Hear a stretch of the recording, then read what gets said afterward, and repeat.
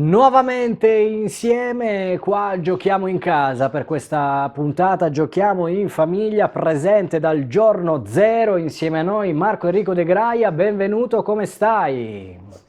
Ciao a tutti, sto bene, grazie. Comincia Quest- finalmente a far caldo, dai. sì, ci sta, ci sta. Questa puntata nasce Questa, da alcuni discorsi che abbiamo fatto molto, molto, molto interessanti, perché spesso sì, abbiamo parlato di uomini serpenti e in questo caso sì, andremo ad approfondire insieme a te questa cultura che lascio pronunciare a te. E insomma, anche sì, qui si aprono delle parentesi, si aprono dei punti di sì, vista, si collegano dei puntini. Il panorama sì. dall'alto sembra tutto più chiaro. Marco Enrico, di che cosa parliamo oggi? Ma parliamo oggi centralmente della cultura Vincia, che è una cultura che si è sviluppata in quella che oggi è la Serbia, diciamo, la zona attorno al Danubio della Serbia, però si è poi diramata, ecco, come vedete in queste immagini, si è diramata fino alla Bosnia da una parte, a Romania e Bulgaria dall'altra, al sud Macedonia e Grecia, ecco, seguendo gli affluenti dei fiumi. E adesso scopriremo anche perché è un particolare molto importante questo.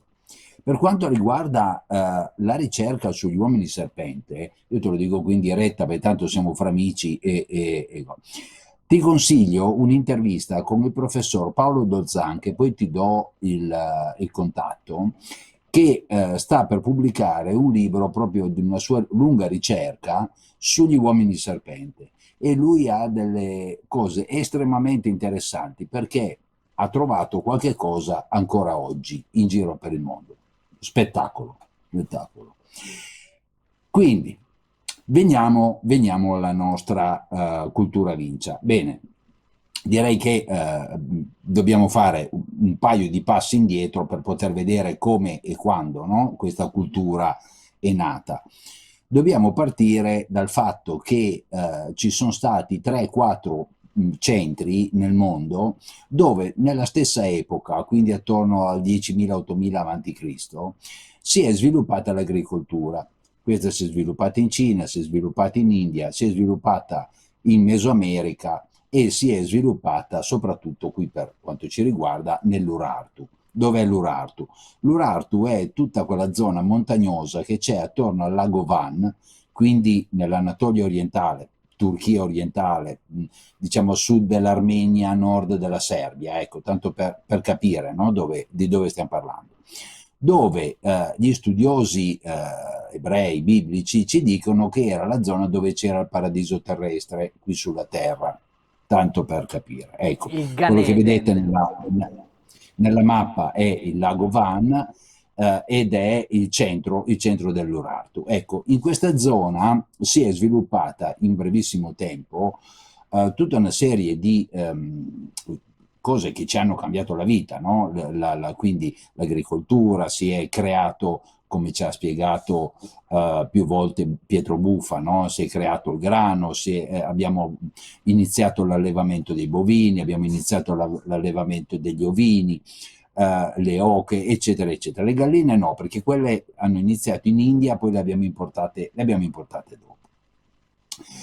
Da questa zona montagnosa, quindi soprattutto nelle valli, l'agricoltura ha incominciato ad espandersi, no? Ha incominciato ad espandersi verso est, quindi verso la Persia, quello che oggi è l'Iran, verso sud, quindi la Siria e poi tutto il Medio Oriente, la famosa mezzaluna fertile, tanto per ricordare, no? Quello che ci insegnavano a scuola, e verso l'Occidente ha percorso tutta quella che oggi è la Turchia, poi ha attraversato i Dardanelli ed è arrivata in Europa. Ora l'Europa all'epoca era sostanzialmente ricoperta da foreste, quindi le persone che viaggiavano cercavano di viaggiare dove era possibile, in che maniera, o su delle barche e quindi lungo i fiumi, oppure comunque di fianco ai fiumi. Ecco perché i fiumi erano molto importanti per la diffusione delle idee, anche comunque della popolazione e via discorrendo. In effetti, quando fu poi scoperto l'utilizzo del rame, eccetera, fece lo stesso identico percorso. Se noi percorriamo quindi il Danubio, arriviamo passando dalla Romania, eccetera, si arriva in quella che oggi è la Serbia, quindi la zona di Belgrado. E qui, attorno al 5800-5700 a.C., nasce, perlomeno dalle ricerche storiche, poi potrebbe anche dagli archeologi, potrebbe anche essere più vecchia, però diciamo che i reperti più vecchi sono di quest'epoca. Nasce questa cultura che viene identificata con il nome di Vincia perché nel primo insediamento trovato è in un villaggio serbo che si chiama Vincia, quindi prende il nome della località, come qui in Italia la cultura villanoviana piuttosto che no, prendono il nome della località. Che cos'ha di particolare questa civiltà? È che è la più antica civiltà europea che praticava l'agricoltura e l'allevamento. Perché? Perché sino a quel giorno, i Neanderthal prima, gli uomini di Cro-Magnon dopo, in realtà facevano i cacciatori e i raccoglitori, cioè né coltivavano nulla e non risulta che praticassero l'allevamento. Mentre invece questa è la prima cultura che ha pratica questo passo in avanti che è veramente spettacolare, no? Per quella che è la civiltà europea, perché riusciamo ad avere una forma di stanziamento della popolazione, perché prima come cacciatori e come raccoglitori dovevano muoversi, perché se andavano in una certa area, si mettevano a cacciare, ipotizziamo i cinghiali per fare un esempio, il momento che in quella zona i cinghiali non c'erano più perché o erano fuggiti o erano stati presi, ecco che loro si dovevano spostare di 20 chilometri oltre per andare a cercare un'altra zona dove ci fossero nuovamente dei cinghiali. Mentre invece con l'agricoltura e l'allevamento la civiltà diventa stanziale. Diventando stanziale, ecco che si sviluppa un'altra peculiarità, che è quella che le case, le abitazioni, perché chiamarle case è un po' forzoso, le abitazioni non sono più fatte di frasche sul momento perché tanto qualche settimana dopo vengono demolite, ma si cerca di renderle il più possibili robuste e stabili perché rimarranno nel tempo.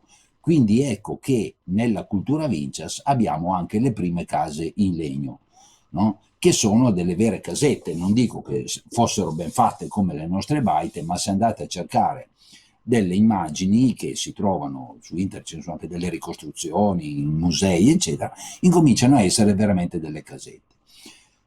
Diventando stanziali incominciano ad esserci anche delle forme di ricerca della comodità, no? Quindi all'interno anche della casa. Ecco, questo qui è un esempio che è ricostruito, non mi ricordo in quale museo. Ecco che vedete che si incomincia, a parte il tetto, che si cerca di farlo il meglio possibile perché non piova dentro, però ci sono già delle tende, ci sono dei tavoli, ci sono delle panche, qualche cosa. Notiamo anche che c'è un oggetto che serve per scacciare gli spiriti maligni, che sarebbe questo teschio di un bovino, penso così a vederlo. Quindi vi è già anche una concezione, fra virgolette, spirituale, no? Perché si sa che possono esserci degli spiriti maligni e si cerca un qualche cosa per poterli allontanare. Quindi vi è anche un'organizzazione mentale diversa che porta ad avere un'evoluzione di un certo tipo. Benissimo. La civiltà Vincia dura decisamente a lungo. Le ultime tracce che hanno trovato specifiche della civiltà Vincia sono del 4200 a.C., ma questo non vuol dire assolutamente che non sia proseguita oltre. Qui si parla solamente di reperti, perché stiamo parlando di un periodo molto antico, no? Quindi oltretutto, come abbiamo visto, le case erano fatte in legno, in paglia, cioè non è che possiamo avere grandi risposte, no? Dai nostri scavi archeologici, però abbiamo soprattutto dei vasi, perché questa è la terracotta, è uno degli elementi più importanti che vengono rilevati dai nostri archeologi. E qui abbiamo le due più grosse sorprese, che sono, diciamo, un po' il fulcro della prima parte della nostra puntata, no? Del nostro video. Uno è quello che per quanto riguarda i Vincias si tratta della prima popolazione europea che ha messo qualche cosa per iscritto, ossia aveva una sua scrittura, aveva dei suoi caratteri, peraltro molteplici, quindi evidentemente era una forma semplificata di geroglifici come mentalità, nel senso che ogni segno rappresentava un qualche cosa, no? Non era qualche cosa di differente. Sì, adesso qui abbiamo delle rappresentazioni che portano a dei paragoni. In effetti ci sono degli studi che vanno a identificare la scrittura Vincias che pare sia una via di mezzo come tipologia, no? Fra le rune e proprio i segni post-geroglifici, ad esempio dei Fenici, no? Che sai che i Fenici facevano certi disegni che rappresentavano in forma stilizzata quelli che erano i geroglifici precedenti. Detto questo, ci sono dei vasi su cui ci sono delle scritte sopra, sono stati trovati delle incisioni, quindi su terracotta, di segni che corrispondono alle, eccola qua, bravissimo, adesso rimani un attimo su questa immagine, con dei segni che corrispondono ai numeri sumeri. Questo è molto curioso perché la numerazione sumera era molto particolare. Noi vediamo che sono 4 quadranti, no? In quello in alto a destra ci sono dei segni sopra che assolutamente non conosciamo, ma queste specie di D e di O che troviamo nella riga sottostante corrispondono a dei valori multipli, cioè 10, 20, 50, eccetera, no? Cioè Aspetta, multipli faccio solo dei una valori. precisazione Sì. perché il tuo sistema di visore è alternato a quello che vedono i nostri amici a casa. Quindi per Ah, ok. voi sta raccontando esattamente, quindi se non mi sbaglio con le DLO in alto a destra, stavamo parlando quello? In alto a destra, perfetto. Ok, allora quindi in questo caso la sta vedendo giusta. Sì, la sto vedendo Sembrerebbe giusta. giusta. Sono dentro a sinistra, mi sono sbagliato io. Ok, no, prego. Benissimo. Quindi questi corrispondono come immagine a dei numeri sumeri. Ora gli studiosi stanno cercando di capire se effettivamente corrispondono, che questi siano dei numeri che corrispondono a quelli sumeri o se per caso ci troviamo nella casualità che hanno utilizzato lo stesso simbolo. Non lo possiamo sapere per adesso.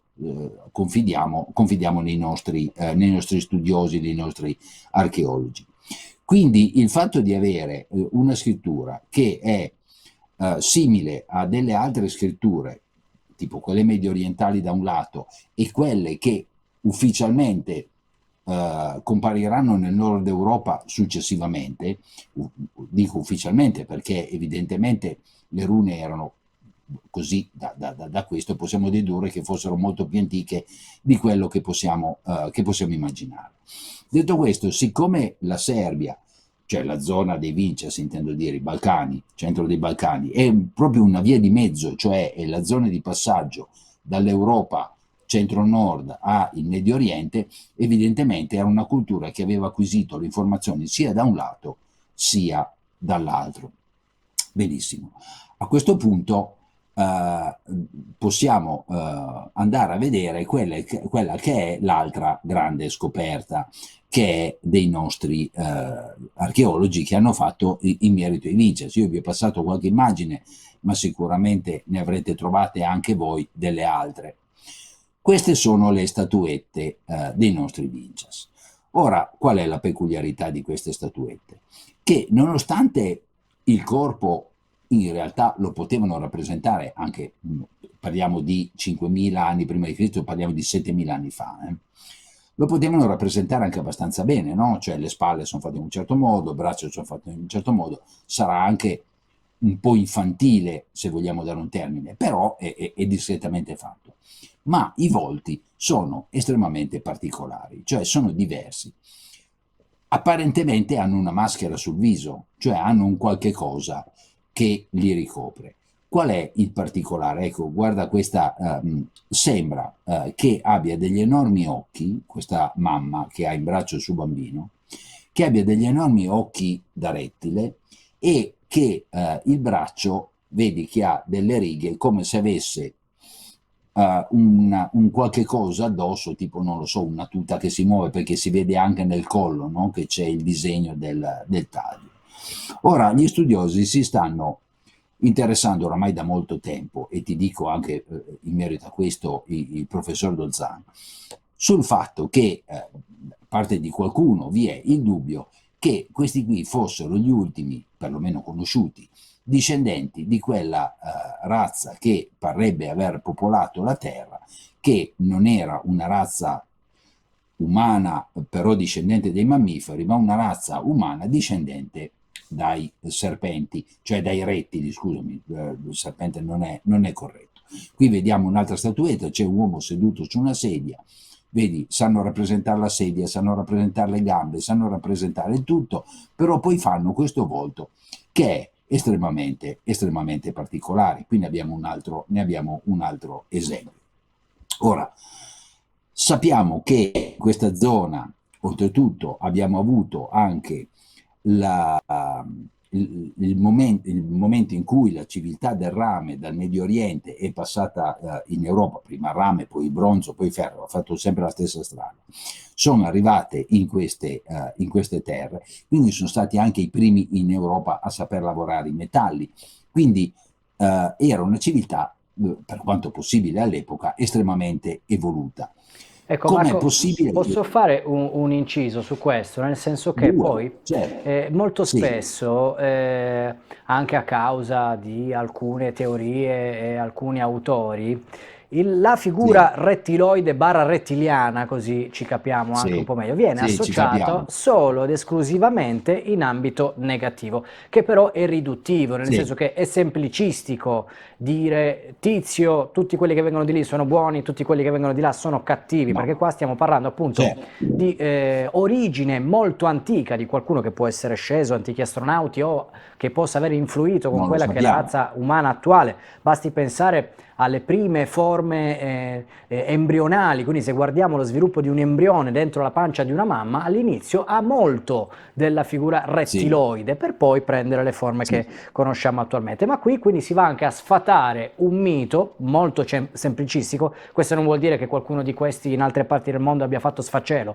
ma vuol dire semplicemente, occhio che sì, di ogni civiltà ci sono i guerrieri, quelli che portano un loro bravo, progetto che può essere bravo, in antitesi a noi, chi porta la civiltà, chi porta l'agricoltura, chi ci tiene anche a questa, sempre facendo finta, nuova razza umana in cui sì. magari hanno contribuito anche loro. Ecco, questo era un inciso che ci Esatto, tenevo a farlo. bravissimo.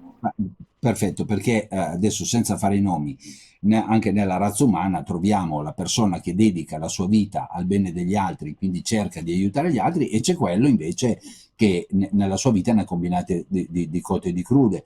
Voglio dire, eppure sono sempre umani, umani mammiferi, intendo dire. Quindi non si può assolutamente generalizzare, no? Non possiamo mettere categorie che vanno.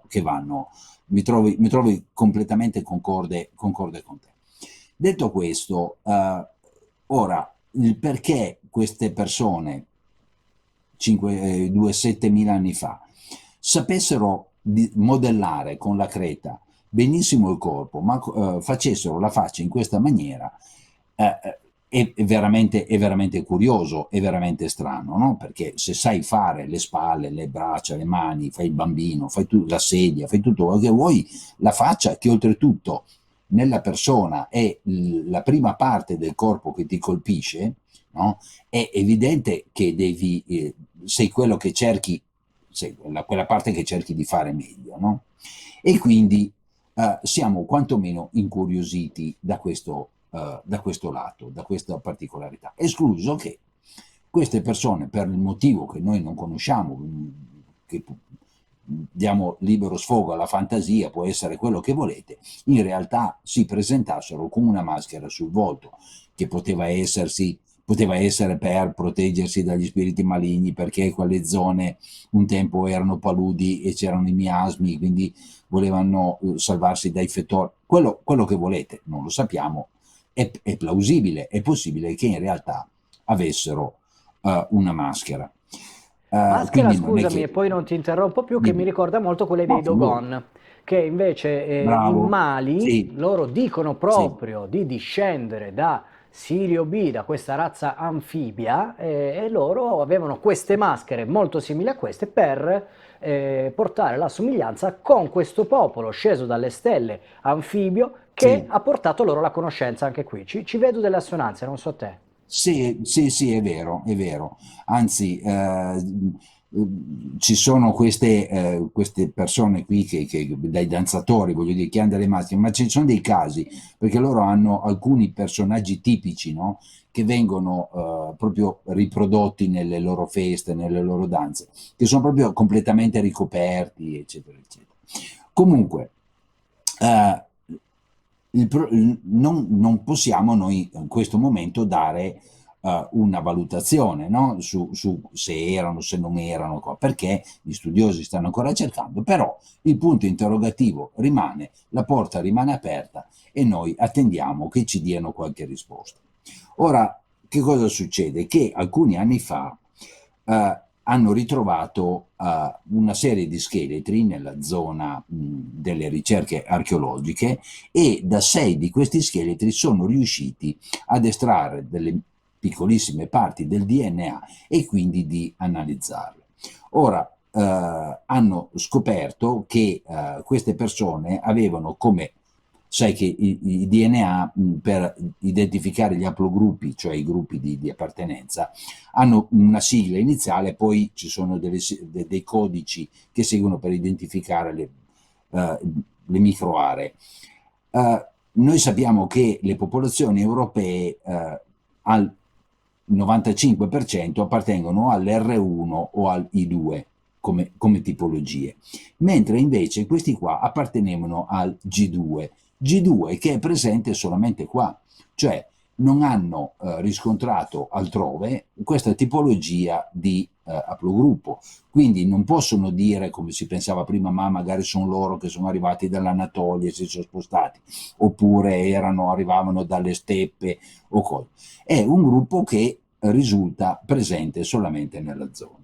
Bene, a questo punto non ci resta che andare ancora a fare un piccolo ragionamento avanti, giusto per chiarire la situazione. La conosciutissima Jim Butas, lei sei la studiosa, no?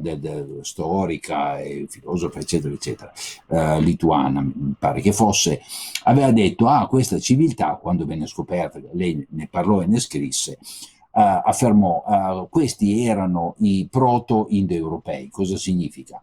Sarebbero stati quelli che erano, eccola qua, erano quelli che hanno dato poi origine alla stirpe europea. Ma ahimè non è così, perché hanno una tipologia di DNA che non poteva essere cambiato così tanto in poco tempo, quindi appartengono ad un'altra razza. Lei naturalmente non aveva potuto prendere atto delle ricerche del DNA perché sono state fatte addirittura penso dopo la sua morte, quindi ecco, dobbiamo quindi pensare che nonostante le nostre origini come stirpe europea non siano lontane da queste terre, ma siano nell'Ucraina orientale, non siamo particolarmente lontani, però si tratta di due stirpi diverse.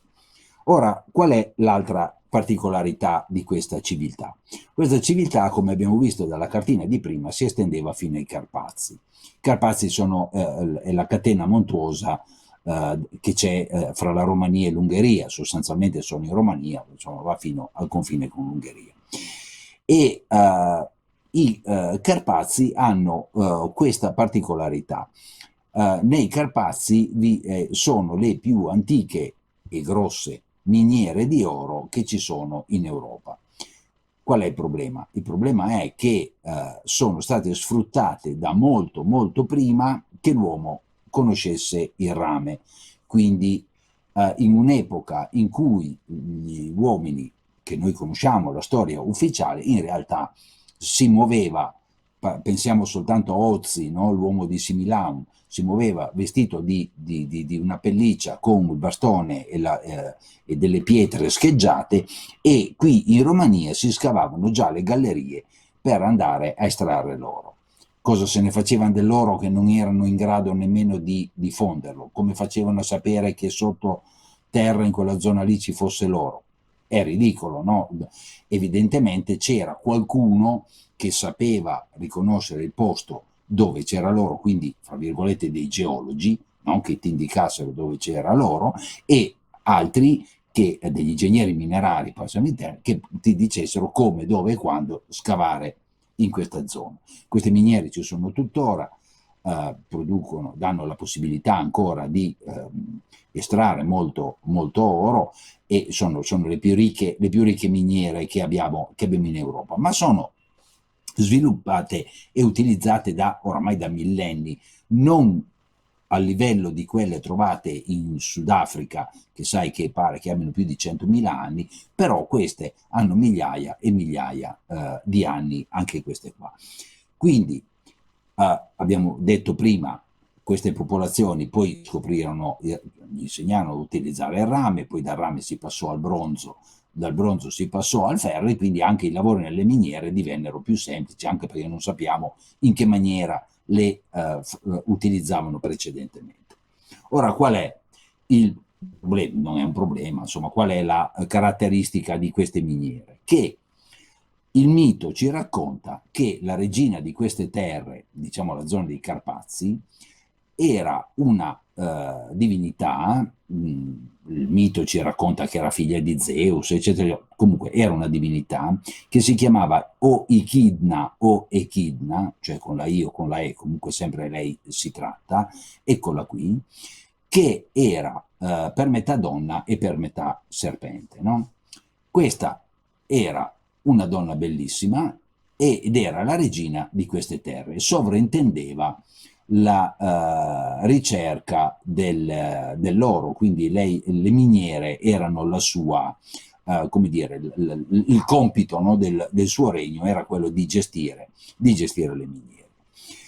A un certo momento il mito ci racconta che Ercole, o Eracle come preferite, passò per queste terre. Aveva una certa qualmandria di cavalli, cioè lui aveva questi cavalli, uno lo utilizzava a cavalcare, gli altri a portare, no? Tutte le sue masserizie. Nel suo vagare sapete che Ercole ha le fatiche, i suoi viaggi anche mitologici, eccetera, eccetera. Ercole era, oltre che un bell'uomo, era anche molto grande, molto robusto, no? Eccetera, eccetera. Quindi lei lo vede, se ne innamora, non sa come fare per costringerlo, no, a vivere con lei. Nella notte fa rubare i cavalli, la mattina quando Ercole si sveglia i cavalli non ci sono più, si informa presso i pastori della zona e gli dicono: guarda, li ha fatti portare via la regina. Lui va a cercare questa regina, la vede, si incontrano, si conoscono, lui dice: guarda, io i tuoi cavalli te li do tutti, però vivi almeno un certo periodo con me. E così avviene, diciamo che Ercole non disdegnava queste cose, già in altre occasioni ha avuto modo di mettere a frutto la sua avvenenza, e mette incinta la regina. Poi lui se ne andò e lei mise al mondo 3 bambini. Questi 3 bambini, che secondo i vari miti insomma hanno più nomi, eccetera, però sono i 3 che hanno dato origine alle 3 stirpi dell'Europa. Nacquero in Ucraina, lì crebbero, poi quando il loro clan fu talmente grande si divisero. Una parte di questi europei, quindi gli indoeuropei, si portarono nell'Europa occidentale, quindi quelli che hanno dato origine ai Germani, i Celti, Scandinavi, gli Italiani, eccetera, eccetera. Una parte rimase lì in zona, il figlio che era stato deciso che doveva tenere quella terra, quindi quelli che ha dato gli origini agli slavi, no? Russi, eccetera, eccetera, e una parte invece cercò l'avventura attraversò gli Urali e sono quelli che sono scesi, sono arrivati in India e sono arrivati in Iran. Queste sono le tre stirpi degli europei. E fra l'altro Quindi Marco ecco mi che, collego solo per una curiosità, che è anche una dimmi, domanda, magari dimmi, mi confermerai o mi boccerai questa tesi,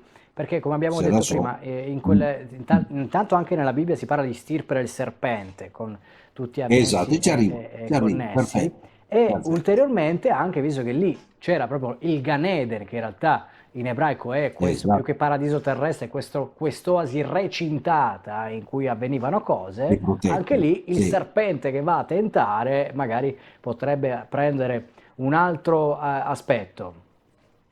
Esatto, allora, ed è proprio lì che volevamo arrivare. Ora, è evidente che questa regina Echidna o Echidna, come meglio si preferisce, se è rimasta incinta di Ercole, è nelle rappresentazioni mitologiche che fosse effettivamente metà donna e metà serpente, perché altrimenti il nostro Ercole, pur con tutta la buona volontà, non sarebbe riuscito a metterla incinta, no?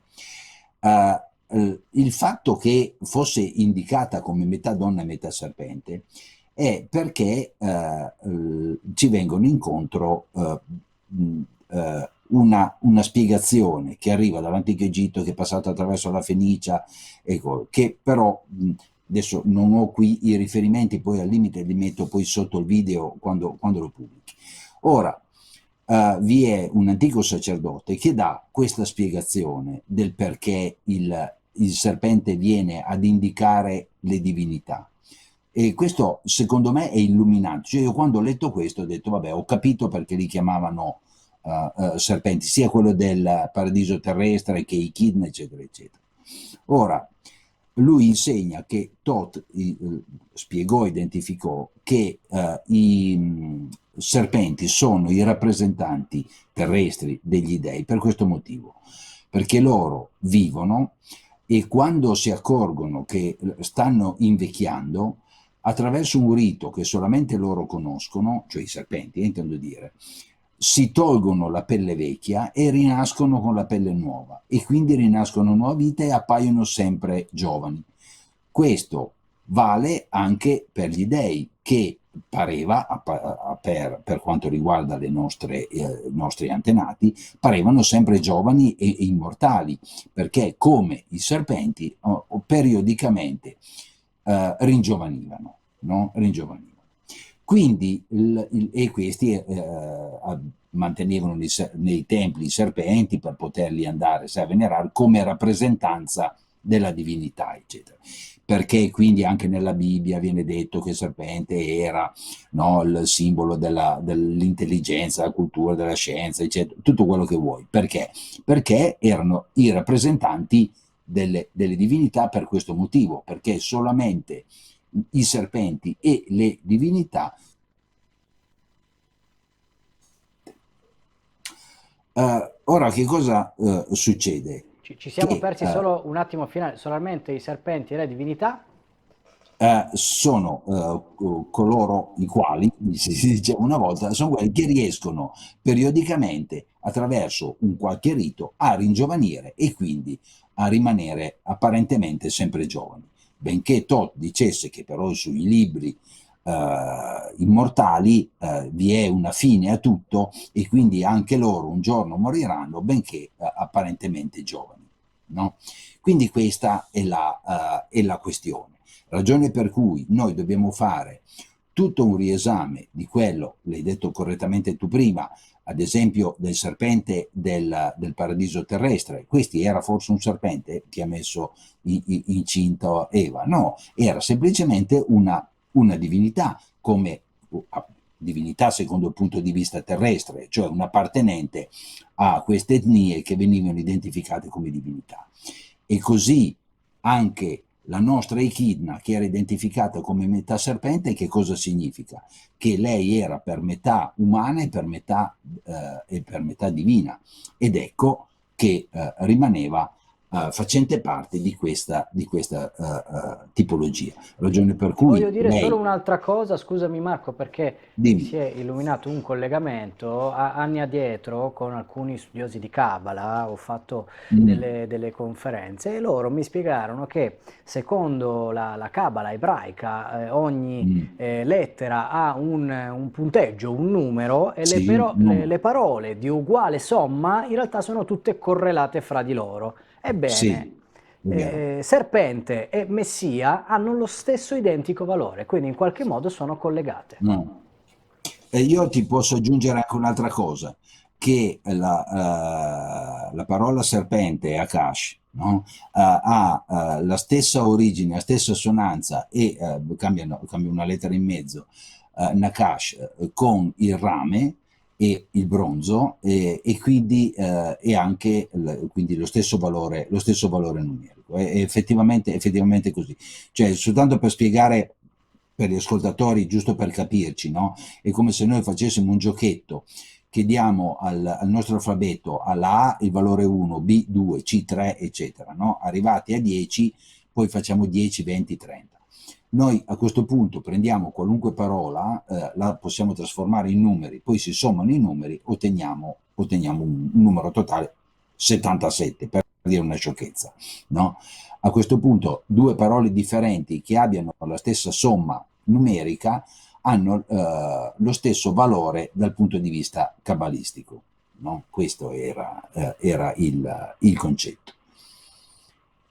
Così, scusami se ti ho interrotto, ma almeno dico tutte No, no, no, le mie no, cose assolutamente. perché ti pare che posso concludere io una puntata senza metterci l'India? E allora andiamo a vedere, Assolutamente no. eccole qua, Andiamo a vedere. i Eccolo qua, Nagadeva, guarda un po' la differenza, cioè guarda un po' eccolo qua. la somiglianza con i Nagadeva, eccoli qua che li andiamo Esatto, a esatto. vedere, ecco insomma, È eccolo la qua. stessa tipologia di rappresentazione, no? Ossia metà uomo, metà serpente, ma lui forse aveva una lunga coda invece di avere le gambe. No, questa è una rappresentazione di tipo mitico per poterlo identificare è la stessa tipo di rappresentazione che utilizza, che ne so, Raffaello piuttosto che altri, non nel Medioevo, che il serpente del paradiso terrestre lo raffiguravano metà donna e metà serpente, no? Questo perché? Perché tutti potessero ritualmente capire che questa era una persona che era metà divina e metà terrestre. E metà terrestre. E Perfetto, quindi ti lascio concludere. sì, allora diciamo che noi abbiamo ancora moltissimo da cercare, capire e su questi esseri che forse erano non rettiloidi come dicevamo prima, ma semplicemente venivano così identificati per il fatto che erano di una certa qual stirpe e se vivevano in difficoltà, nel senso come vivevano insomma gli agricoltori dell'epoca, è perché erano forse naufraghi in un senso interstellare piuttosto che no, per qualche altro motivo. Questa è una delle ipotesi da mettere sul tavolo. Quindi direi che dobbiamo attendere l'intuizione di ricercatori tipo appunto il professor Lozan che ti dicevo prima, piuttosto che quello che ci porteranno i nostri archeologi con le loro ricerche. Io con questo quel poco che sapevo su tutto questo E ve l'ho chiamalo detto. poco, Marco, ecco, insomma, Vabbè. illuminante come al solito. Quindi, insomma, sono discorsi che vanno sicuramente approfonditi, tutto collegato anche con le puntate precedenti, tutto prende forma Sì, e tutto serve in realtà come la filosofia del nostro canale. Noi non diciamo che sia esattamente così, ma no, tenete la mente aperta alla possibilità che venga un giorno dimostrato che è così. Ecco, così si avranno che è meno così. shock. Esatto, esattamente, su questo concordo pienamente. Cioè, già soltanto alcuni anni fa era impensabile pensare che la mucca come la conosciamo noi, la pecora come la conosciamo noi, il grano e l'agricoltura, tutto qua, siamo nati tutti nello stesso posto, nella stessa epoca, era impensabile, no? Invece è così, no? Oggigiorno gli scienziati hanno dimostrato che è così. Non hanno ancora detto che lì effettivamente c'era il paradiso terrestre, però i rabbini ci dicono che era lì, no? È Fantastico, veramente... d'altronde si sa, quando crei, facciamo finta di creare una civiltà, gli crei anche degli animali che possano aiutarli sotto tutti i punti di vista e gli crei Esatto, anche del cibo che esatto. possa andare bene per loro, ecco, quindi magari vai a Eh, modificare geneticamente qualche ma pianta tu selvatica per pensa, renderla commestibile. bravo, tu pensa solamente a questo particolare, no? Tutti gli uccelli fanno una cova una volta all'anno, in primavera, no? Le rondini, i passerotti, i corvi, le aquile, il condor, quello che vuoi, no? Struzzi, beh, struzzi non so. E invece le galline fanno l'uovo anche tutti i giorni, no? Ma proprio le galline? Ah, ma perché queste sono vissute con l'uomo? Ah, perché vivendo con l'uomo gli insegni a, Si a fare modificano l'uovo per tutti i giorni. osmosi. Si vuole che fa l'uovo tutti i giorni. No, Va è bene. fantastico, no? È fantastico. Poi sulla figura del maiale vi si aprirà un mondo, ma lo facciamo in un secondo momento, ecco. Però intanto, Sì, veramente, anche tempo addietro, parlando con diverse scuole iniziatiche, mi raccontavano che guardando bene alcuni animali avevano qualcosa di strano, ecco, quindi sono molti gli ma, animali beh, su cui potremmo dedicarci una puntata sulla fauna e gli animali in cui qualcuno è intervenuto o magari l'origine non era proprio di questo pianeta, ecco ne ecco, potremmo, mettiamola così. ecco, potremmo approfondire.